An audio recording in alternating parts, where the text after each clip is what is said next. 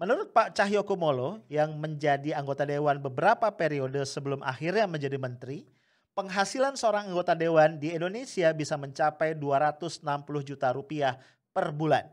Sebagai sebuah negara dengan pendapatan per kapita di bawah 4.000 dolar, angka ini terasa mencolok jika dibandingkan dengan penghasilan anggota parlemen di negara maju seperti Swedia.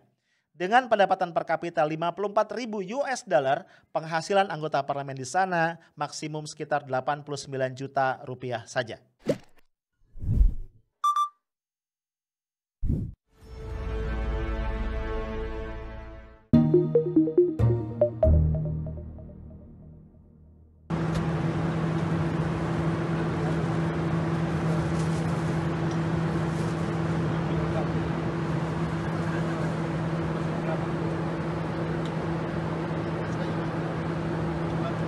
Wah, kiwi. Yang penting di pesawat bisa ngerokok nomor satu. Kalau pesawat sendiri lah itu. Halo guys, hari semakin sore nih ya, tapi kita nongkrong lagi di Afternoon Tea edisi hari Kamis 18 Maret 2021. Semangat ya, jangan lupa siapkan secangkir teh hangat untuk lu seruput sambil kita diskusi ya.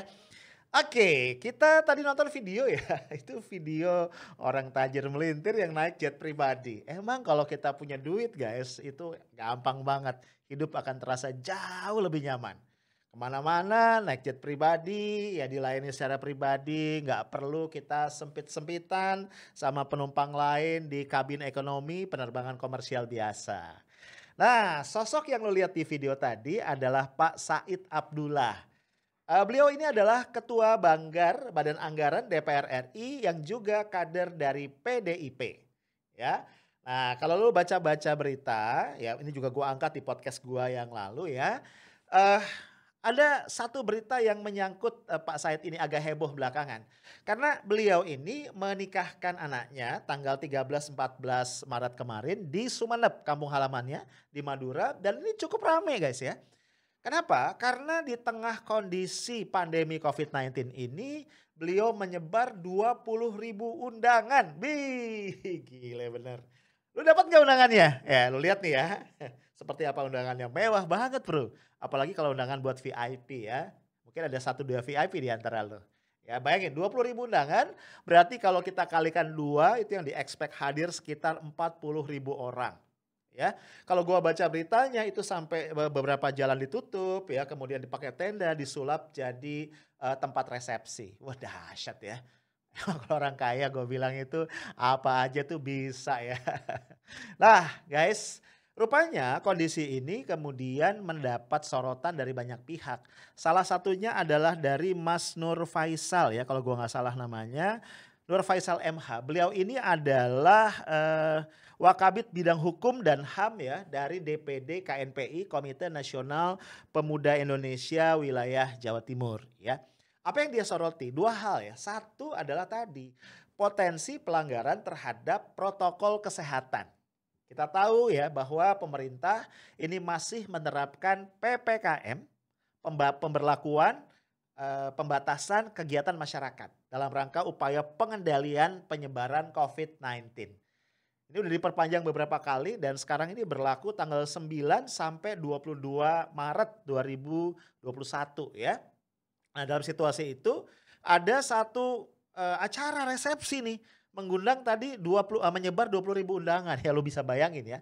Itu pasti ada potensi kerumunan di situ dan gue nggak kebayang gimana caranya menegakkan prokes kesehatan. Nah ini yang disoroti oleh Mas Nur Faisal. Ya, jadi dia minta agar instansi-instansi yang terkait yaitu mendalami peristiwa ini dan menelisik apakah ada tadi pelanggaran terhadap peraturan yang terkait dengan prokes. Nah, yang lain juga Pak Nur Faisal ini, Mas Nur Faisal, Mas ya karena KNPI, masih muda berarti. Mas Nur Faisal ini juga menyoroti persoalan budget ya. Karena dari beberapa berita yang beredar ya di banyak media, konon dana yang harus dirogoh nih oleh Pak Said Abdullah untuk resepsi yang mewah ini sekitar 20 miliar. Gue pas baca angkanya, waduh gede banget bro. Untuk satu acara resepsi pernikahan itu habis sekitar 20 miliar. Nah, Pak Mas Nur Faisal itu minta kepada pihak-pihak yang terkait ya KPK dan lain-lain untuk melakukan penyelidikan atau penelitian lah setidak-tidaknya ya jangan sampai ada kemudian anggaran negara yang disalahgunakan untuk hal-hal yang sifatnya pribadi dan di luar kepentingan negara itu sendiri. Gua nggak mau masuk ke area itu ya. Cuman memang 20 miliar ini angka yang sangat fantastis menurut gua. Ya, sampai gue jadi bertanya-tanya sebenarnya berapa besar sih penghasilan seorang anggota dewan ya, anggota DPR RI sampai-sampai kok bisa menyelenggarakan satu resepsi yang tadi budgetnya sampai 20 miliar. Akhirnya gue coba cari-cari ya, ternyata ini menarik ya. Ini di satu situs ya, situs gajimu.com. Nah, ini kayaknya situs yang ngepoin gaji di berbagai profesi. Nah ternyata guys itu ada beberapa komponen dari penghasilan atau take home pay seorang anggota dewan ya. Nah ini ada gaji pokok, ada banyak tunjangan-tunjangan. Ternyata gaji pokok anggota dewan itu nggak besar-besar amat bro ya. Untuk anggota yang tidak merangkap sebagai pimpinan itu cuma sekitar 4,2 juta sebulan. Tapi kalau dia merangkap ketua itu sekitar 5 juta. Sementara kalau merangkap wakil ketua itu 4,6 juta. Kecil juga ya. Masih gedean gaji gue jauh ya. Sombong. Ini baru gaji pokok doang ya. Selain itu ada tunjangan-tunjangan ya. Ada tunjangan istri, kemudian tunjangan anak, ada paket uang sidang. Yang agak gede ini tunjangan jabatan ya. Berkisar antara 9,7 juta sampai dengan 18,9 juta. Lalu ada tunjangan beras, pasti dapat tunjangan beras ya. Tunjangan PPh pasal 21, ada tunjangan kehormatan. Ada lagi tunjangan komunikasi intensif, ini juga agak besar ya, berkisar 15,5 juta sampai dengan 16,4 juta. Lalu ada tunjangan peningkatan fungsi pengawasan, ada aja jenis tunjangannya. Lalu ada penerimaan lain-lain guys ya, misalnya bantuan listrik dan telepon, ada untuk asisten anggota, fasilitas kredit mobil. Gila ya, dapat ya fasilitas kredit mobil ya. Ada lagi nih biaya perjalanan ya, yang macam-macam nih besarannya. Ada uang representasi, ada anggaran pemeliharaan rumah jabatan dan beberapa pos yang lain. Jadi sebenarnya kalau kita lihat ya resminya take home pay anggota dewan itu memang nggak kecil guys. Tapi juga ya nggak besar-besar amat sebenarnya. Berapa jumlahnya kan ya mungkin lu penasaran. Menurut Pak Cahyokumolo yang sudah berperiode-periode jadi anggota dewan sebelum kemudian menjadi menteri, itu jumlahnya bisa tembus sampai angka 260 juta. Hehehe, lumayan ya. Jelas, asik banget ya. Jadi bisa dipahami kalau kemudian di negara kita menjadi anggota dewan itu masih menjadi satu profesi lah ya yang cukup prestisius dan diharapkan oleh banyak orang. Ya minimal untuk tadi perbaikan rizki. Lumayan bro 260 juta. Wah, gue sih nggak nolak. Ya, nah akhirnya bisa dipahami juga ya kalau ribuan mungkin puluhan ribu orang itu berbondong-bondong masuk partai harapannya adalah dicalonkan menjadi anggota dewan. Ya kalau bisa di tingkat pusat tapi kalau enggak ya DPRD 1 atau DPR 2 ya lumayan lah gitu. Ya mungkin gak sebesar itu tapi gue rasa masih lumayan. Nah guys angka ini menarik ya untuk kita bandingkan dengan di negara lain. Ya, ini gue dapat data menarik mengenai remunerasi yang diperoleh anggota dewan, ya, anggota parlemen di Swedia. Kita tahu ya, Swedia ini adalah salah satu negara di wilayah Skandinavia yang merupakan salah satu dari negara paling kaya dan paling makmur di dunia. Ya, ukuran sederhananya adalah pendapatan per kapita rakyat Swedia itu kira-kira 54.000 US dollar. Itu berarti lebih dari 10 kali lipat ya pendapatan per kapita Indonesia.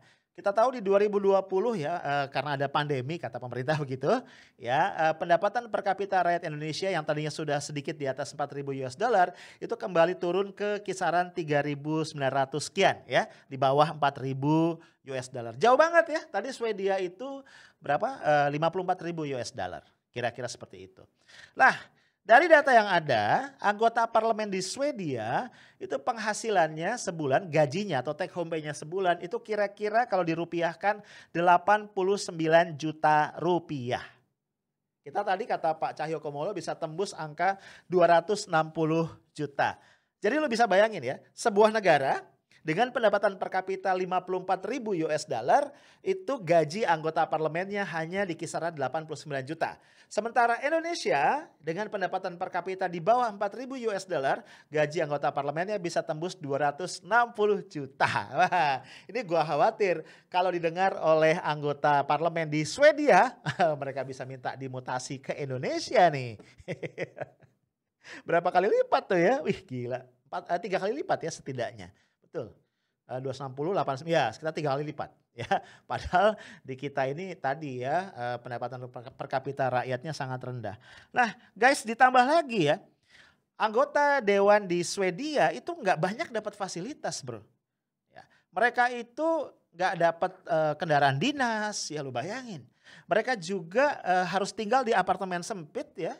Karena kota-kota besar di Swedia itu kan hampir tidak menyediakan landed house ya. Jadi rata-rata orang tinggal di apartemen dan apartemen mereka tidak mewah. Apartemen sempit biasa sama dengan warga lainnya. Dan yang menarik juga ya, parlemen Swedia itu cuma punya 3 kendaraan dinas yang digunakan oleh ketua parlemen dan juga oleh anggota parlemen yang membutuhkan secara bergiliran yang hanya boleh digunakan untuk kegiatan-kegiatan dinas. Jadi nggak boleh tuh digunakan untuk misalnya alat transportasi dari rumah atau dari apartemen ke gedung parlemen. Itu nggak boleh. Ya, sehingga sangat lazim di di Stockholm misalnya di Swedia, kita akan melihat anggota parlemen itu naik kendaraan umum ya, public transportation sebagaimana rakyat jelata lainnya. Nah, jadi benar-benar wakil rakyat yang merakyat. Gitu ya. Nah, ini menarik banget. Nah, bahkan ya kalau gua baca di sumber yang lain, anggota parlemen di Swedia ini nggak dilengkapi dengan tenaga ahli apa segala macam yang kemudian dibayari oleh negara. Ya, satu fakta juga yang gue harus highlight ya. Tadi kan gue bilang ya penghasilan mereka itu sekitar 89 juta. Asal lo tahu ini hanya sekitar 2 kali lipat dari penghasilan rata-rata rakyat Swedia. Penghasilan mereka itu 40 juta per bulan. Rata-rata orang Swedia, itu rata-rata loh ya. Jadi penghasilan anggota parlemen itu cuma 89 juta, jadi nggak jauh-jauh amat sebenarnya. Nah guys, tentu saja ya gue nih ya, itu minimal ya secara pribadi ketika melihat perbandingan-perbandingan ini jadi agak miris. Karena begini ya gue ngelihatnya, ini anggota parlemen, anggota dewan itu kan adalah orang-orang yang kita pilih ya guys. Untuk menyuarakan nasib rakyat banyak. Gue cuma bertanya-tanya aja gimana mereka bisa menyuarakan nasib rakyat banyak kalau mereka tidak merasakan apa yang dihadapi oleh rakyat. Ya dong, dengan tadi gaji yang begitu besar gitu ya, fasilitas yang melimpah ruah gitu, apa yang bisa mereka rasakan dari penderitaan rakyat? Ya sih, mereka kunjungan kerja ke daerah mungkin ya kan. Mereka melihat ya kondisi masyarakat miskin. Tapi kan dengan melihat saja itu kan kayak rekreasi kemiskinan. Sorry ya, istilah gue agak vulgar. Apa iya mereka bisa merasakan itu? Ya, sehingga akhirnya jokesnya adalah mereka ini kan wakil rakyat dan mereka sudah menjalankan fungsinya dengan baik. Ya kan? Rakyat mau sejahtera ya mereka wakili, mereka yang sejahtera ya gak sih. Rakyat mau makmur ya diwakili, rakyat mau gaji besar diwakili, rakyat mau kendaraan yang nyaman diwakili, rakyat mau jet pribadi ya diwakili juga. Namanya Dewan Perwakilan Rakyat. Agak miris sih ya, agak miris mendengar ini. Lah guys, kalau kita lanjutkan sedikit ya. Semakin miris lagi kalau kita melihat bahwa ternyata sekitar berapa ya, angkanya gue lupa, sekitar 10% lebih ya. Masyarakat Indonesia itu masih hidup di bawah garis kemiskinan. Jadi angkanya 2 digit. Dan lo tahu kan, semasa pandemi COVID-19 ini jumlah orang miskin di Indonesia itu bertambah cukup signifikan. Ya. Dan kita juga kalau menilik lebih dalam itu akan semakin miris. Kenapa? Karena kalau kita menyebut jumlah orang miskin ya atau ya orang yang tergolong miskin itu misalnya tadi 10%. Seperti apa sih orang yang disebut miskin? Siapa mereka? Orang yang disebut miskin itu adalah orang-orang yang memiliki pendapatan di bawah satu batas minimum yang disebut sebagai garis kemiskinan. Jadi kalau lu sedikit aja di atas garis kemiskinan, lu udah gak dihitung miskin. Jadi banyak sedikitnya orang miskin guys, itu akan sangat tergantung pada apa? Pada berapa besaran standar garis kemiskinan yang digunakan. Nah, asal lu tahu, Indonesia menggunakan standar kurang lebih yang disebut sebagai garis kemiskinan itu adalah penghasilan 1 US dollar per hari. Berarti sekitar 14.000 something. Lu bayangin deh, ya kalau lu hidup ya dengan 14.000 US dollar, 14.000 rupiah per hari, 1 US dollar per hari itu kira-kira lu makan apa? Ya, gimana cara lu ngebaginya? Berarti less than 5.000 kan untuk sekali makan. Kalau kita anggap normal makan 3 kali sehari, dengan 5.000 lu bisa apa? Ya, itu baru makan doang, belum kebutuhan-kebutuhan yang lain. Dan sebagai informasi juga, standar angka kemiskinan, garis kemiskinan yang dipakai di Indonesia ini di bawah standar yang dipakai secara internasional, yaitu 2 US dollar per hari. Jadi gue bayangin guys, kalau misalnya standarnya kita pakai standar internasional, bisa jadi jumlah orang yang masuk kategori miskin di Indonesia itu akan berlipat-lipat daripada angka yang ada saat ini. Nah, poin yang gue mau garis bawahi adalah kita menjadi semakin miris kalau kemudian melihat anggota dewan kita ya itu tadi punya penghasilan yang luar biasa gitu ya guys.